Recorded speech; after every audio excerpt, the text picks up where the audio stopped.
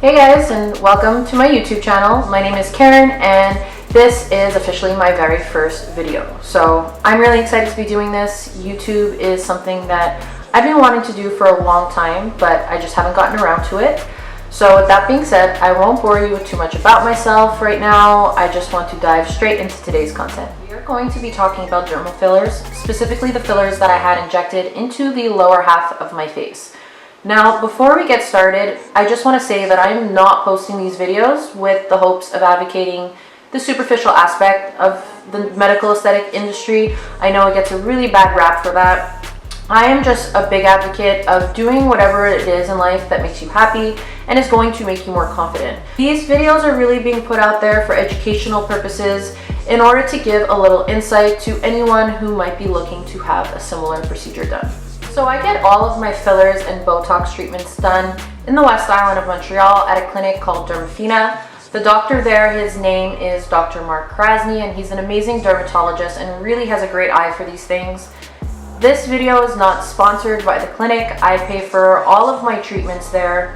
I'm just really happy with the results that I've had there, and Dr. Krasny was nice enough to allow me to bring the camera into my last procedure in order to be able to share this information with you guys. There was something about my lower face that I really didn't like. I also felt like I had sort of like a double chin in this area, and that from the side, my profile view just didn't have any structure, and I felt it looked really pudgy. So it was Dr. Krasny who actually suggested to get some chin filler done, and it would help remedy the situation. That was like the last thing that I thought that I would get done. I honestly went in there for cool sculpting or Belkyra in this region. Anyways, this is what he recommended, and I'm super happy with the results. So with that being said, we'll get into the footage. Hi guys, Dr. Krasny. So this is kind of the after part of everything, but just as a summary as to what we did, we're trying to build out the chin a little bit more. She wanted a more structured jawline, and she wanted to kind of address a little bit of looseness under her chin.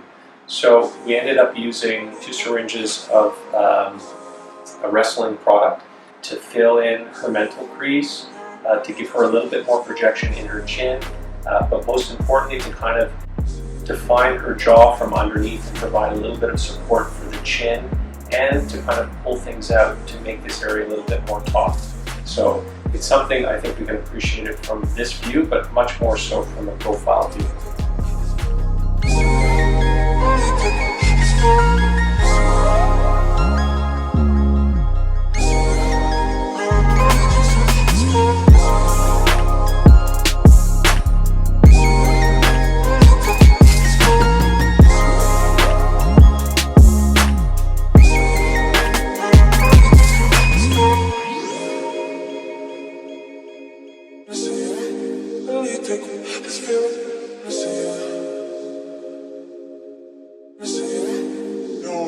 Oh wow.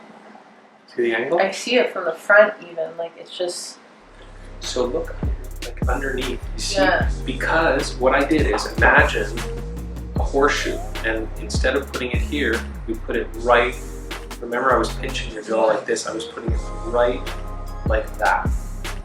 And what that does is it just kind of advances everything, and look what it does to the chin. So everything gets pulled, so this whole area where you're like, oh, I'm really kind of whatever, you get pulled forward. You don't have fat here. We just tighten up the skin. You don't need full sculpt. You just need more filler. Filler's your friend. Isn't that nice from the side? Like.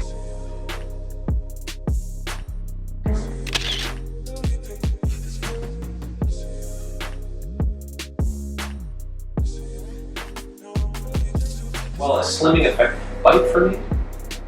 See, this is another thing. You have a bit of a masseter hypertrophy month. So this will kind of slim down. Instead of being like this, it's going to be a bit more like this. And it'll just, I mean, it'll feminize things. It'll soften this part of your face, and you've seen enough photos to appreciate what that effect will be. And in about a month's time, your muscle will go down, and we'll be able to see the difference. So as you guys can see from the pictures that I just put up, the filler that I just had done in my chin made such a huge difference. This was actually my second session having injected my chin. I did go in for chin filler about 5 months prior, where I did 2 syringes, and then at this session that you guys just saw, I did another 2 syringes. So I've done 4 in total in this area of my face. I will put up pictures of the complete before any filler, and the progression to before the second appointment and after the second appointment, so you guys can really appreciate the massive difference that this has made in my profile view. Like now I definitely have projection, I definitely have some structure, I don't feel like a blob anymore. So anyways, I'm super happy with the results of this procedure. With regards to the Botox that I had done, it was injected into the masseter muscles, which are right here in the face. So those are the chewing muscles. So when you clench your jaw, that muscle that pokes out here. So people who have square faces generally have overdeveloped masseter muscles. So oftentimes people who clench their jaw or who grind their teeth overexert those muscles, which cause them to grow in size and make the lower half of the face more square-like. So by injecting the Botox, you force the muscle to decontract and slim down.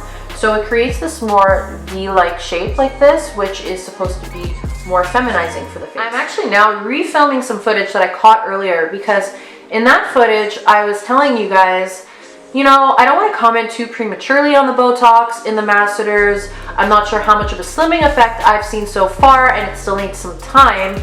But then I started editing my footage, and I'm sure you guys have noticed in the previous footage from Dermafina that my lower half of my face, like, yo, what the hell happened in this region? It was so square, and now it's so much more V-like. It definitely slimmed down a lot, and I think it's still going to continue to slim down over the next couple of weeks. So that definitely gets a big thumbs up for me. That being said, I definitely suggest to you guys to take your own photos, or better yet, even some video of your own before and afters, even if you're not going to share it with anyone, because this is one of those things where the changes are so gradual, so you can become unsure if you've seen enough of a difference.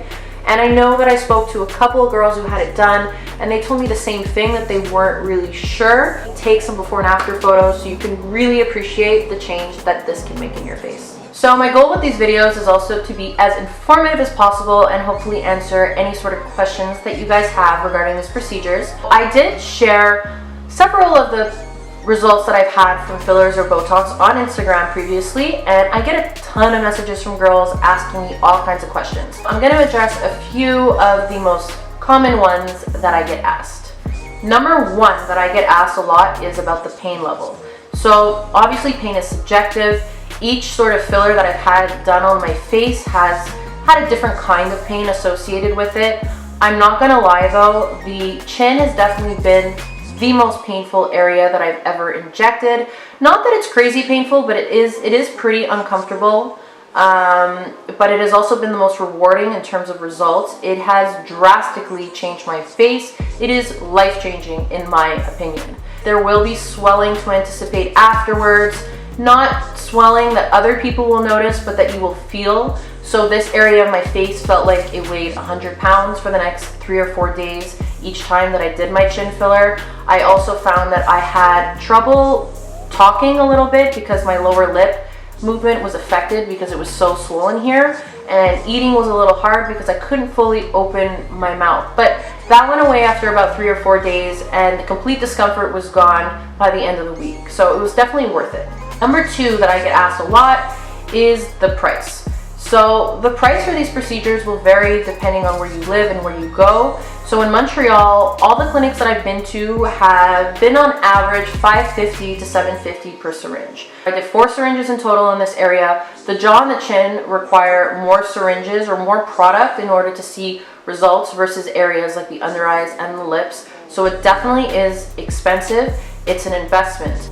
one suggestion that I can make to you guys is, I know that budget can be a factor. It's definitely a factor for the procedures that I have done, but I would suggest that you wait until you're ready to 100% commit before you actually go through with these injections. Because, like, hey, when I did the first 2 syringes, the reason why I went back is because I felt like I needed more.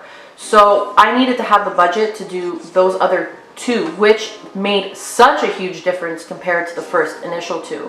So the last thing you want to do is spend like money on 1 or 2 syringes and then be unhappy or feel like you wasted your money because you can't afford to continue the treatment from start to finish. There's that. There's also making sure that you can afford to maintain the results, because you don't want to start something and then not be able to go through with your top-ups and be really disappointed. So definitely wait until it fits your budget in order to start. So the next question that I get asked a lot is, how long do these fillers last? This is also subjective, because the hyaluronic acid that's in these fillers will metabolize at different rates in everyone's body. So as where my body might metabolize it at one rate, your guys' body might metabolize the product either faster or slower. The general consensus is that these fillers last 9 to 12 months and can even last up to 18 months in some people. This area is a little better than the lips as far as longevity goes, because it's less mobile, so you do benefit from that. I am hoping that it's going to be somewhat similar to the situation with my lips. I found that as I kept doing them, it lasted a little longer. One thing that I do want to say is, I do find, because I work out a lot, that my fillers and my Botox metabolize a lot faster than someone who is less active. That's pretty much it for today. I hope that today's video was informative. I hope that I've answered all of your questions. And if you do have any other questions that I did not address, I'm really an open book when it comes to these things, and I want to help out anyone who might have questions regarding this procedure. So definitely feel free to leave your questions or comments below, and I will make sure to get back to you. I also share a lot of products, procedures, treatments, reviews, all of that good stuff on Instagram as well. So definitely follow me if that's something that you're interested in at The Real K Co. It'll be linked in the description box as well. So thank you guys for watching, and until next time.